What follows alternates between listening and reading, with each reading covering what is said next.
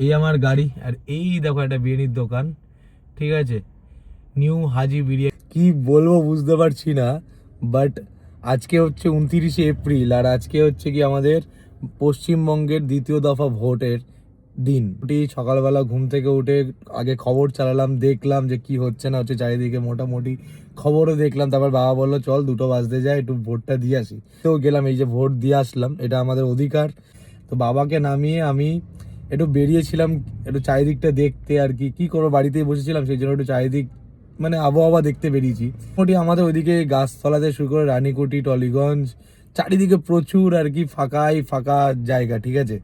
এরকম ফাঁকা মনে হয় না কোনোদিন কলকাতায় দেখা যায়। তো যাই ফাঁকা হোক না কেন, আমাদের বাঙালিদের বিরিয়ানি ক্রেজ কিন্তু কম নেই, ঠিক আছে। আমি এখন গল্ফ গ্রিন এসছি, জাস্ট দেখো তোমরা, এই আমার গাড়ি আর এই দেখো একটা বিরিয়ানির দোকান, ঠিক আছে, নিউ হাজি বিরিয়ানি। দেখো লাইন বাইক রয়েছে, এদিকে একজন দাঁড়িয়ে আছে, এই যে এই নিয়েও দাঁড়িয়ে আছে বিরিয়ানি নেবে, এদিকে একটা বিরিয়ানির দোকান খোলা, এদিকে একটা খোলা। বাকি বাকি বলতে পারো, কে ফোন করছে, আচ্ছা, বাকি বলতে পারো সাউথ সিটি বন্ধ, ওইদিকে চারিদিকে সব দোকান গাড়তে শুরু করে, মানে গাড়ি ঘোড়াও বলতে গেলে একদমই নেই। সে বিরিয়ানির উপরে যে টান সেটা কিন্তু একদম কম নেই। ইভেন আমারও মনে হচ্ছে দেখে এখন আমি একটা কিনে খাই, যদি ভাবছি যে লাইন তো দিতে হবে, তার জন্য আর কি ভাবছি।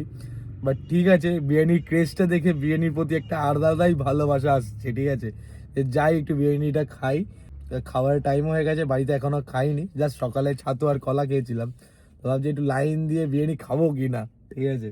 তো বাঙালিদের এই বিরিয়ানির প্রতি যে ভালোবাসা সেটা আলাদাই আলাদাই, সে যেই জায়গায় চলে আসুক না কেন, যাই হয়ে যাক কলকাতাতে, যা হয়ে যাক, মানুষের বিরিয়ানির দোকানে ভিড় থাকবেই থাকবে।